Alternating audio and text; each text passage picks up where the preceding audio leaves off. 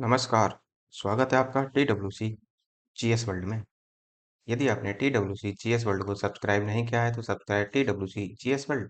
हम अपने घटना चक्र के जो हमारा पूर्वावलोकन चल रहा है इसमें हम अपने सामान्य विज्ञान को पूर्ण करने का यहाँ पर प्रयास कर रहे हैं। और सामान्य विज्ञान में भी हम सबसे पहले अपना जीव विज्ञान को पूर्ण करने का यहाँ पर प्रयास कर रहे हैं अर्थात बायोलॉजी। क्योंकि देखो, यदि हम देखें आयोग के द्वारा बायोलॉजी का वेटेज बहुत ज़्यादा होता है, इसी वजह से हमने तीनों में से अर्थात फिजिक्स, केमिस्ट्री और बायो में से सबसे पहले बायो को ही स्टार्ट किया, क्योंकि सबसे ज़्यादा वेटेज जो बनता है सवालों का वो इसी से ही बनता है। और ये इसी के क्रम में आज आपका लेक्चर नंबर 7 होगा और इसके तहत देखेंगे हम कंकाल और मांसपेशीय तंत्र कि जो मानव कंकाल होता है वो किस प्रकार का होता है, कितनी हड्डियों का बना होता है, कौन कौन सी हड्डी कहाँ कहाँ होती है। इन सब के बारे में जानकारी आज आपको डिटेल जानकारी इसी में ही मिलेगी। तो देखो, ये जो आपका वीडियो होगा ये आपका UPSC, UPPSC, BO, RO, ARO और जितने भी आयोग के अदर कॉम्पिटेटिव एग्जाम होते हैं सभी के लिए यूजफुल होने वाला है। तो सबसे पहले हम देखेंगे इसका कॉन्सेप्ट और उसके बाद हम आएंगे अपने क्वेश्चन पर। चलो स्टार्ट करते हैं आगे के लिए। देखो, कंकाल व मांसपेशी तंत्र मानव सहित सभी कशेरुकों को एक आकृति प्रदान करता है। अर्थात कहने का मतलब यह है कि जो कंकाल और मांसपेशियां होती हैं मानव शरीर को एक आकृति प्रदान करती हैं। जैसे आप अपने आप को खुद को देख लो, भाई हमारा जो शरीर है वो क्या है, एक तरीके से किसका बना है, कंकाल और मांसपेशियों का ही बना हुआ है। तो वो एक प्रॉपर आकृति दी जाती है इसके द्वारा, कंकाल और मांसपेशियों के द्वारा, तथा शरीर को सहारा, दृढ़ता व गति प्रदान करने में सहायक होते हैं। मानव कंकाल तंत्र मुख्यतः दो भागों में बटा होता है। एक तो होता है आपका बाह्य कंकाल, इसको बोलते हैं एक्सोस्केलेटन, और दूसरा होता है अंत्य कंकाल, अर्थात इसको बोलते हैं हम एंडोस्केलेटन। और बाह्य कंकाल जो होता है, बाह्य कंकाल के अंतर्गत जो आते हैं, बाह्य कंकाल के अंतर्गत मतलब ये कह लो कि जो बाहर की वस्तुएं होती हैं, जो हमारे बाहर का शरीर का अंग होते हैं वो होते हैं। जैसे शरीर पर बाल होते हैं, शरीर पर रोम होते हैं, नाखून होते हैं, ये सब किसके उदाहरण है, ये सब बाह्य कंकाल के ही उदाहरण होंगे। और अंत्य कंकाल के अंतर्गत शरीर के भीतर के अस्थि पंजर आते हैं। शरीर के भीतर अस्थि पंजर कैसे, जैसे आपका देख लो मानव हृदय होता है, लीवर होता है, ये सब क्या है, ये किसी न किसी मांसपेशी के बने होते हैं। और जो हृदय होता है वो क्या है, कंकाल अर्थात हड्डियों के ढांचे से बिल्कुल पूरी तरीके से सुरक्षित भी होता है। इस तरीके की कंडीशन बनती है। जैसे आप मानव मस्तिष्क को देख लो, तो वो क्रेनियम नामक खोल में होता है। तो वो सब क्या है, मानव मस्तिष्क एक अंत भाग है शरीर का, लेकिन जबकि बाल वो एक बाह्य भाग है। है कंकाल मुख्यतः क्या होता है, दो भागों में बटा होता है। एक होता है आपका अक्षीय कंकाल और दूसरा होता है उपांगीय कंकाल। वयस्क मानव में 206 अस्थियां होती हैं जो कि कंकाल तंत्र का निर्माण करती हैं। कंकाल के अक्षीय तथा उपांगीय भागों में अस्थियों की संख्या पृथक पृथक होती है। जैसे अक्षीय भाग में 80 और जबकि उपांगीय भाग में 126 अस्थियां होती हैं। मानव शरीर की सबसे छोटी हड्डी स्टेपीज है, जो कहाँ पाई जाती है, वो मानव के कान में पाई जाती है। और जबकि सबसे बड़ी हड्डी फीमर होती है, जो कि जांघ में पाई जाती है। तो देखो, जो फीमर होती है इसी में आपका बोन मैरो होता है, अर्थात अस्थि मज्जा होता है। यहाँ पर क्या होता है, आरबीसी का निर्माण होता है। इसी में ही आरबीसी का आपको निर्माण देखने के लिए मिलेगा। मनुष्य की खोपड़ी में अस्थियों की कुल संख्या 29 होती है, जिन्हें हाइओइड सहित, अर्थात हाइओइड सहित भी इनकी संख्या 29 होती है। इनमें से 8 मस्तिष्क के चारों ओर का मस्तिष्क का खोल अर्थात कपाल का निर्माण करती हैं। और शेष हड्डियों में 14 हड्डियां चेहरे का कंकाल बनाती हैं, अर्थात यदि पूछ ले कि चेहरे में कितनी हड्डी होती है तो 14, मस्तिष्क के चारों ओर 8, और यदि पूछ ले कि खोपड़ी में पूरी में कितनी हड्डी होती है तो टोटल फिर आप आंसर देंगे 29। और शेष 6 मध्य कर्णों में अर्थात कान की हड्डियां होती हैं 6। और हाइओइड नामक एक और अस्थि मैंडिबल तथा कंठ के बीच जीहा के नीचे स्थित होती है, अर्थात जीभ के नीचे स्थित होती है।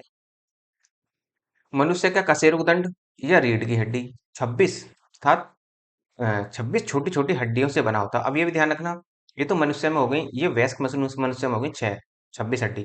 लेकिन जो बच्चे होते हैं, शिशु होते हैं, उनमें 33 हड्डियां होती हैं, जिन्हें कशेरुकाएं कहते हैं। गर्दन का पहला कशेरुक एटलस कशेरुक कहलाता है, जो गर्दन को साधे रहता है। जो गर्दन सीधी रहती है वहां पर, तो वो किसके द्वारा होती है, वो एटलस कशेरुक के द्वारा ही सीधी रहती है। मनुष्य के शरीर में पसलियों की कुल संख्या 12 जोड़ी होती है, या फिर ये कह लो 24 होती है। पसलियां कहाँ होती हैं, जो हमारा एक कह लो कि वक्ष होता है, जो हमारी छाती होती है, इसमें होती हैं। प्रत्येक पसली वक्ष के सामने की ओर उरोस्थि तथा पीछे की ओर वक्षीय कशेरुकों से संधित रहती है। सभी पसलियां मिलकर लगभग बेलनाकार पिंजड़ा बनाती हैं, जिसमें फेफड़े, हृदय और अन्य अंतरांग स्थित होते हैं। मानव शरीर विभिन्न प्रकार के ऊतकों, अंगों और अंग तंत्रों में व्यवस्थित लगभग 200 प्रकार की खरबों कोशिकाओं का बना होता है। इन सबके सम्मिलित कायिकी के फलस्वरूप शरीर का अस्तित्व बना रहता है। हमारे शरीर का अधिकतम भार जल से, जिसमें इसकी मात्रा लगभग 60 से 70% होती है।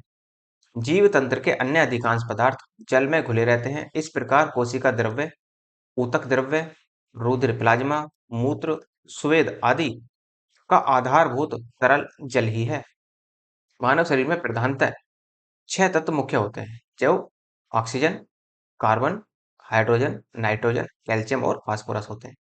मानव शरीर के भार का 65% ऑक्सीजन, 18.5% कार्बन और 9.5% हाइड्रोजन और 3.2% नाइट्रोजन और 1.5% कैल्शियम तथा 1% फास्फोरस होता है। मानव हड्डियों में सर्वाधिक मात्रा में पाया जाने वाला लवण कैल्शियम फास्फेट होता है। और यही क्या होता है, कैल्शियम फास्फेट ही जो दांत होते हैं, दांतों को दृढ़ता प्रदान करने का कार्य भी करता है। यही शल्य क्रिया में अर्थात ऑपरेशन में ऑर्थोप्लास्टी अर्थात कूल्हे के जोड़ का प्रतिस्थापन, अर्थराइट्स या अन्य कारणों से निष्क्रिय हो चुके जोड़ों का प्रतिस्थापन या पुनर्संयोजन इस शल्य क्रिया में किया जाता है। या फिर ये कह लो सीधा सीधा कि शल्य क्रिया में जब हम जो कूल्हे का प्रत्यारोपण करते हैं, उसी के तहत या इसी के तहत किया जाता है ये सब कुछ। नेक्स्ट है आपका लिगामेंट। वह संयोजी ऊतक है जो एक हड्डी को दूसरी हड्डी से जोड़ता है। ये पॉइंट जरा ध्यान रखना कि लिगामेंट क्या है, हड्डी को हड्डी से जोड़ने वाला लिगामेंट कहलाता है। और जो कंडरा होता है, कंडरा को टेंडन बोलते हैं। टेंडन मांसपेशी को हड्डी से जोड़ता है, ये ध्यान रखना है। और कैसा है, संयोजी ऊतक। ये ध्यान रखना, जब मैं आपको ऊतक पढ़ाऊंगा, ऊतक 4 प्रकार के होते हैं, वो अलग अलग प्रकार से मैं वहां पर बताऊंगा भी आपको। और ऊतक एक इतना ध्यान रखना कि जो ब्लड होता है, मानव रक्त जो होता है, वो भी कैसा है, संयोजी ऊतक की श्रेणी में ही आता है। ये ध्यान रखना थोड़ा सा। नाखून बाह्य कंकाल के अंतर्गत आता है, जो कि अल्फा केराटिन प्रोटीन के बने होते हैं। अल्फा केरोटीन ये प्रोटीन है आपकी, अल्फा केरोटीन प्रोटीन के बने होते हैं। ये मृत कोशिकाओं के द्रव्य द्वारा निर्मित होते हैं, जिनमें रक्त का संचरण नहीं होता। यही कारण है कि इन्हें काटे जाने पर दर्द का आभास नहीं होता। कैल्शियम, फास्फोरस और फ्लोरीन अस्थि एवं दांत निर्माण में तथा इसको मजबूती के लिए आवश्यक होते हैं। इनकी कमी से अस्थि एवं दंत संबंधी बीमारियां हो जाती हैं। मनुष्य के जीवन काल में 20 दांत 2 बार विकसित होते हैं, ये ध्यान रखना है आपको। और मानव सहित अधिकांश वयस्क स्तनी द्वंतति होते हैं, अर्थात डिफोडेंट होते हैं। डिफोडेंट का मतलब होता है ऐसे दांत जो जीवन काल में 2 बार विकसित होते हैं, उनको डिफोडेंट कहते हैं, अर्थात द्विदंती कहते हैं। अर्थात चवर्णक दांतों के अलावा अन्य दांत जीवन में 2 बार विकसित होते हैं। इस प्रकार व्यक्ति 12 स्थायी चवर्णक दंत, एक दंतीय और एक दंत जो होते हैं, जिनको जो जीवन काल में 1 बार दांत आते हैं, उनको मोनोफोडेंट कहते हैं, अर्थात एक दंतीय कहते हैं। मनुष्य सहित स्तनियों में आदर्श रूप से 4 प्रकार के दंत होते हैं। जैसे कृंतक, देखो इंग्लिश भी याद रखनी है आपको इनकी, इंग्लिश से ही आप इनका फॉर्मूला भी याद रख पाएंगे। और बाद में आकर कभी कभी क्या करता है कि शुद्ध हिंदी ना देकर इंसेसर जो लिखा हुआ इसी को इंसेसर हिंदी में लिख देता है। तो इसी वजह से दोनों इनके नाम याद रखना, हिंदी का भी और इंग्लिश का भी। रदनक बोलते हैं कैनाइन, परिचवर्णक या अग्र चवर्णक इसको बोलते हैं प्रीमोलर, और चवर्णक को बोलते हैं मोलर। तो मनुष्य का दंत सूत्र जो होता है, आप देखो आपको थोड़ा सा दंत फॉर्मूला याद रखना। इस तरीके से याद रख लेना, I C P M, IC incisor, I for incisor. और यदि आप देखेंगे तो सी फोर क्या होगा, सी फोर आपका एक तरीके से हो जाता है कैनाइन, ये हो जाएगा पीएम पीरीमोलर, और एम हो जाएगा आपका मोलर। इस तरीके से 2 ऊपर होते हैं और 2 ही नीचे, 2 1 और 1, और फिर से पीएम में भी 2 और 2, यहाँ भी एम में भी क्या होंगे 3 और 3। लेकिन यदि आप इसे ऐसे याद नहीं रखना चाहते तो इसे आप ऐसे रख लो, 2 2 की और इसमें गुणा लगा दो सब में। जैसे आई है, आई को 4, आई 4। ऐसे ही सी है, सी में भी क्या करेंगे 2 2, पीएम में 4 और 4। ऐसे ही आप देखेंगे एम है, एम में आप रखते हैं ऊपर 6 और 6। इस तरीके से याद रख लेना। आईसीपीएम में 4 2 4 6, 4 2 4 6 का मतलब ये है कि आपको एक रीजनिंग सी लगती नजर आएगी इसमें, जैसे 4 2 4 6, आईसीपीएम लिखा 4 2 4 6, आपका फॉर्मूला याद हो जाएगा कि इंसेसर कितने होते हैं 8, 4 4 8, कैनाइन कितने होते हैं 2 और 2 4, प्री मोलर कितने होते हैं? 4 4 8। और मोलर कितने होते हैं? 12 6 6। इस तरीके से आप इनको याद रख सकते हैं। मानव शरीर का सबसे दृढ़ भाग जो होता है वो दंत विलक अर्थात इनेमल होता है। यह दांत के शिखर पर अत्यधिक कठोर सफेद सा चमकीला होता है। यह मुख्यतः कैल्शियम फास्फेट और कैल्शियम कार्बोनेट का बना होता है। किसी भारी वस्तु को उठाने की क्षमता के संदर्भ में जबड़े की मांसपेशियां सबसे मजबूत समझी जाती हैं। जबड़े की मांसपेशियों द्वारा 975 पाउंड वजन 2 सेकंड तक उठाने का रिकॉर्ड गिनीज बुक में भी दर्ज है। स्टर्नम, क्लेविक, पटेला और स्केपुला क्रम से उर्वस्थि, जत्रुक या हंसली, जानुफलक और स्कंद फलक से संबंधित अस्थियां होती हैं। ये तो हो गया देखो इसका कॉन्सेप्ट। अब इसके जरा क्वेश्चन भी लगा लेते हैं और क्वेश्चनों को देखते हैं कि किस प्रकार से क्वेश्चन यहाँ से बने हैं। जैसे हमारे शरीर का अधिकतम भार किससे बना है? तो अधिकतम भार जो बना हुआ है वो जल का बना हुआ है। सीधा सा आंसर और सीधा सा क्वेश्चन। तो आंसर इसका क्या बनेगा? हमारे शरीर का अधिकतम भार जल से बना है, जिसमें इसकी मात्रा लगभग 60 से 70% तक पाई जाती है। एक नवजात बच्चे के शरीर में उसके भार का लगभग 75% भाग जल होता है। एक वयस्क पुरुष के शरीर में उसके भार का 60 से 65%, जबकि वयस्क स्त्री के शरीर में उसके भार का लगभग 55 से 60% जल होता है। यह प्रकृति का सबसे उत्तम विलायक है। जीव तंत्रों के अन्य अधिकांश पदार्थ जल में घुले रहते हैं। इस प्रकार कोशिका द्रव्य, ऊतक द्रव्य, रुधिर, प्लाज्मा, मूत्र, स्वेद आदि का आधारभूत तरल जल ही है। एक वयस्क मनुष्य में शरीर में जल का कितने प्रतिशत भाग होता है? तो जल जो होता है वयस्क मनुष्य में, अब ये कह लो 65% होता है। ये 65 से 70 देखा था हमने, तो 65 से 70 का मतलब सी आंसर इसका हो जाएगा। नेक्स्ट है, मानव शरीर में होता है, तो मानव शरीर में लगभग कितना पानी होता है? आप देखो, देखो यदि आप देखें तो ए लग जाएगा आपका आंसर, 70% आपका ए आंसर ही होगा। हमारे शरीर का अधिकतम भाग जल से बना होता है। मानव शरीर में जल की मात्रा लगभग 2/3 70% पाई जाती है। मानव शरीर में किस तत्व का प्रतिशत सबसे अधिक होता है? देखो सबसे अधिक यदि हम प्रतिशत की बात करें तो ऑक्सीजन, डी आंसर लगेगा इसका।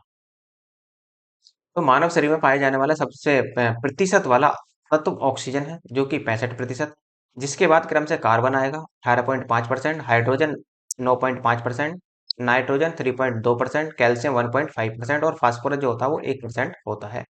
मानव शरीर में सर्वाधिक प्रचुरता में पाया जाने वाला तत्व कौन सा है? तो ऑक्सीजन, सी आंसर 65% पाया जाता है लगभग। मानव शरीर में अधिकतम मात्रा में पाया जाने वाला तत्व है, तो फिर से देखो इसमें क्या है कि पहला ऑप्शन नहीं दिया, ऑक्सीजन इसने दिया ही नहीं। और जब ऑक्सीजन नहीं दिया तो फिर क्या आता है, किसका नंबर आता है? कार्बन का। तो कार्बन भी नहीं है यहाँ पर, और जब कार्बन भी नहीं है तो फिर अब देखो इसमें है, अब आप कैल्शियम लगाएंगे, डी आंसर लगाएंगे फिर इसका। वयस्क मानव में होती हैं तो 206 अस्थियां होती हैं वयस्क में, बी आंसर। वयस्क मानव में 206 अस्थियां पाई जाती हैं, जो कि कंकाल तंत्र का निर्माण करती हैं। कंकाल के अक्षीय तथा उपांगीय भागों में अस्थियों की संख्या पृथक होती है। अस्थियों के मध्य ओसीन नामक प्रोटीन पाया जाता है तथा इनमें कठोरता का कारण अकार्बनिक पदार्थ की अधिक मात्रा का होना है। नेक्स्ट, मानव कंकाल में अब तक ज्ञात हड्डियों की संख्या कितनी है? तो 206 हड्डियां ज्ञात हुई हैं, डी आंसर लगेगा। 20 वर्ष की आयु पर मानव शरीर में हड्डियों की संख्या होती है, तो 20 वर्ष की आयु पर, अब देखो 20 वर्ष की आयु में क्या हो जाता है व्यक्ति? वयस्क हो जाता है। आपने देखा होगा वयस्क मताधिकार की आयु भी कितनी है? 18 वर्ष। इसका मतलब हड्डियां कितनी होनी चाहिए? 206। तो इसलिए आंसर क्या लगेगा? बी। 20 वर्ष की आयु पर मानव शरीर में हड्डियों की कुल संख्या 206 होती है, जो मुख्यतः कंकाल तंत्र के वृहत भाग, अक्षीय तथा उपांगीय कंकाल में बटी होती है। अस्थियां शरीर का ढांचा बनाने में सहायक होती हैं तथा शरीर के विभिन्न भागों की रक्षा करने में भी कार्य करती हैं। नेक्स्ट, निम्नलिखित में से कौन मानव शरीर की सबसे छोटी हड्डी है? तो कान की हड्डी थी स्टेपीज, आंसर क्या लगेगा? बी इसका आंसर होगा। कान में पाई जाती है। तो मानव शरीर की सबसे छोटी हड्डी स्टेपीज है, जो मनुष्य के कान में पाई जाती है, जबकि मानव शरीर की सबसे बड़ी हड्डी फीमर है, जो कि जांग में पाई जाती है। नेक्स्ट है, हमारे शरीर की लघुतम हड्डी पाई जाती है, तो लघुतम का मतलब होता है एक तरीके से छोटी। कहाँ पाई जाती है? कान में। कौन सी? स्टेपीज। मनुष्य की खोपड़ी में कुल कितनी अस्थियां होती हैं? तो मनुष्य की खोपड़ी में अस्थियों की संख्या पीछे देखा था हमने 29, लेकिन यहाँ पर हम आंसर पास का देख लो, 28 आपको देखने को मिल जाएगा। तो मनुष्य की खोपड़ी में अस्थियों की संख्या जो होती है वो 28, और जिनमें से 8 मस्तिष्क के चारों ओर के खोल में तथा शेष हड्डियां में से 14 चेहरे का निर्माण करती हैं। शेष 6 कान का निर्माण करती हैं, जो कि सुनने में सहायक होती है। हाइट नामक एक अस्थि और मैंडिबल और कंठ के बीच जीवा के नीचे भी होती है। तो जो हाइट होती है, 8 इसको जोड़ लो, 14 इनको जोड़ लो, 6 इनको जोड़ लो और 1 इसको जोड़ लो, तो कंप्लीट कितनी हो जाती है? 29 हो जाती है। निम्नलिखित में से कौन सा लवण मानव हड्डियों में सर्वाधिक मात्रा में पाया जाता है? तो ऐसा लवण है आपका calcium phosphate, CaSO4। Calcium phosphate लवण मानव हड्डियों में सर्वाधिक मात्रा में पाया जाता है। मनुष्य के शरीर में पसलियों की कितनी जोड़ी होती हैं? तो 12 जोड़ी पसलियां होती हैं, अर्थात एक किलो पसलियां कितनी होती है? तो 24 भी होती हैं, और जोड़ी की बात क्या की बात कहते हैं तो वो 12 जोड़ी। मनुष्य के शरीर में पसलियों की कुल संख्या 12 जोड़ी या 24 होती है। प्रत्येक पसली वक्ष के सामने की ओर उर्वास्थि तथा पीछे की ओर वक्षीय कशेरुकों में से संबंधित होती है। पसलियां कमान की भांति झुकी होती हैं। सभी पसलियां मिलकर लगभग बेलनाकार पिंजरा बनाती हैं, जिसमें फेफड़े और हृदय स्थित होते हैं। मनुष्य के शरीर में पैर की हड्डी क्या होती है? अब देखो, मनुष्य के शरीर में पैर की हड्डी जो होती है वो कैसी होती है? पैर की हड्डी होती है एकदम ठोस। सी आंसर लगेगा इसका। नेक्स्ट। नेक्स्ट कहता है आपसे, मनुष्य के शरीर में पैर की हड्डी ठोस होती है। मनुष्य की टांग के ऊपर से नीचे की ओर क्रम से जंघा में पाया तथा पैर में बटी होती हैं। जांग में सिर्फ एक हड्डी फीमर होती है, जो कि शरीर की सबसे लंबी सबसे भारी हड्डी होती है। जंघा में टिबिया, फिबुला और दो हड्डियां होती हैं। अर्थात कहने का मतलब यह है कि जंघा में टिबिया और फेबुला नामक दो हड्डियां होती हैं, जबकि पैर में तीन गुल्फ, तलवा और पाद उंगलियों में होती हैं। शल्य क्रिया में ऑर्थोप्लास्टी क्या है? तो शल्य क्रिया क्या है? एक ऑपरेशन है। शल्य क्रिया में तो क्या, शल्य क्रिया के तहत ही तो ऑपरेशन होता था। तो इसमें क्या होता था? कूल्हे के जोड़ का प्रतिस्थापन किया जाता था। आंसर आपका सी होगा। शल्य क्रिया में ऑर्थोप्लास्टी में कूल्हे के जोड़ का प्रतिस्थापन, अर्थात ऑर्थोप्लास्टिक का शाब्दिक अर्थ जोड़ के निर्माण से है। ऑर्थोप्लास्टी का उद्देश्य दर्द से छुटकारा दिलाना, चलने की क्षमता को ठीक करना, मांसपेशियों की शक्ति को सुधार करना, ऑर्थोराइट्स या अन्य कारणों से निष्क्रिय हो चुके जोड़ों का प्रतिस्थापन, पुनर्संयोजन शल्य क्रिया के माध्यम से ही किया जाता है। नेक्स्ट है आपका प्रत्यास्थ या इलास्टिक ऊतक। टिश्यू जो हड्डियों को एक साथ पकड़े रहते हैं उन्हें कहते हैं, जो हड्डियों से जोड़ता है उसे हम कहते हैं लिंगामेंट, अर्थात स्नायु। ये आंसर। तो लिंगामेंट स्नायु वह प्रत्यास्थ ऊतक है जो हड्डियों को एक साथ पकड़े रहता है। लिंगामेंट हड्डियों को अन्य हड्डियों के साथ संबद्ध जोड़ निर्माण करता है। कहने का मतलब यह है, जो स्नायु है, बस इतना ध्यान रखना है, स्नायु का कार्य हड्डी को हड्डी से जोड़ने का होता है। नेक्स्ट। दांतों पर जमी परतें बनी रहती हैं। तो दांतों पर जो परतें होती हैं वो किसकी बनी होती हैं? तो वो कहने के लिए तो एनिमल की बनी होती हैं, लेकिन यदि हम इसमें देखें इनेवल का तो ऑप्शन नहीं है। अब आप देखो, केवल भोजन के कणों से ये तो नहीं है, भोजन के कणों और थूक से ये भी नहीं है, भोजन के कणों, थूक और मुख अम्लों से ये भी नहीं है, क्योंकि कुछ बैक्टीरिया भी होते हैं। तो इसलिए आंसर क्या होगा? भोजन के कण, थूक, मुख अम्ल और बैक्टीरिया से। आंसर आपका इसमें डी होगा। नेक्स्ट। दांतों पर जमी परतें भोजन के कण, थूक, मुख अम्ल, बैक्टीरिया की बनी होती है। भोजनोपरांत अर्थात भोजन के बाद ठीक से सफाई न होने के कारण भोजन में छोटे छोटे कण दांतों पर चिपक रहते हैं। थूक मुख को सारस बनाए रखने के लिए आवश्यक द्रव मुख अम्ल में लार से स्त्रावित टाइलिन एंजाइम होता है। लार का पीएच मान 7 से कम होता है, अर्थात 7 से कम होने पर क्या होगा? वो अम्लीय प्रकृति की होती है। 7 से अधिक हो जाए तो वो क्षारीय प्रकृति की। यह अम्लीय होता है। दांतों की परत में खुरचन का अध्ययन करते समय एंटोनी ल्यूवेनहॉक ने इसमें बैक्टीरिया की उपस्थिति का पता लगाया था। नेक्स्ट है, नाखून काटते समय दर्द नहीं होता, क्यों? देखो, नाखून मृत कोशिकाओं के द्रव्य द्वारा बने रहते हैं जिनमें रक्त संचरण नहीं होता। ये आपका ठीक है, ये आंसर लगेगा। नेक्स्ट। नाखून बाह्य कंकाल के अंतर्गत आते हैं, जो कि अल्फा केरोटीन नामक प्रोटीन के बने होते हैं, तथा इन्हें काटे जाने पर दर्द का आभास नहीं होता, क्योंकि ये मृत कोशिकाओं के द्रव्य द्वारा निर्मित होते हैं जिनमें रक्त का संचरण नहीं होता। अस्थि एवं दांत निर्माण हेतु निम्नलिखित में से किनकी आवश्यकता होती है? तो अस्थि और दांत के निर्माण के लिए सबसे ज्यादा होगी कैल्शियम और फास्फोरस की। डी आंसर होगा इसका। कैल्शियम और फास्फोरस अस्थि दंत निर्माण में सहायक होती हैं। इनकी कमी से अस्थि एवं दांत संबंधी बीमारियां हो जाती हैं। नेक्स्ट। नेक्स्ट कहता है कि निम्नलिखित में से कौन सा पौष्टिक तत्व अस्थि एवं दांतों के निर्माण एवं मजबूती के लिए आवश्यक नहीं है? ये ध्यान रखना है कि कौन सा आवश्यक नहीं है। अब देखो कौन सा, देखो कैल्शियम भी आवश्यक है, फास्फोरस भी, फ्लोरीन भी, और इसका मतलब आयोडीन इतना आवश्यक नहीं है। D answer. Calcium, phosphorus, fluorine अस्थि तंत्र निर्माण में सहायक होते हैं। इनकी कमी से अस्थि दंत संबंधी बीमारियां हो जाती हैं, जबकि आयोडीन थायराइड ग्रंथि के नियंत्रण में उपयोगी होती है। नेक्स्ट है आपका, मनुष्य के जीवन काल में कितने दांत 2 बार विकसित होते हैं? तो 20 दांत ऐसे हैं जो 2 बार विकसित होते हैं। C answer. मनुष्य के जीवन काल में 20 दांत 2 बार विकसित होते हैं। मानव सहित अधिकांश वयस्क स्तनी द्विदंती अर्थात डिफोडेंट होते हैं, अर्थात चवर्णक दांतों के अलावा अन्य दांत जीवन में 2 बार विकसित होते हैं। इस प्रकार हमारे 12 स्थायी चवर्णक दंत एक दंती है अर्थात मोनोफोडोंट होते हैं।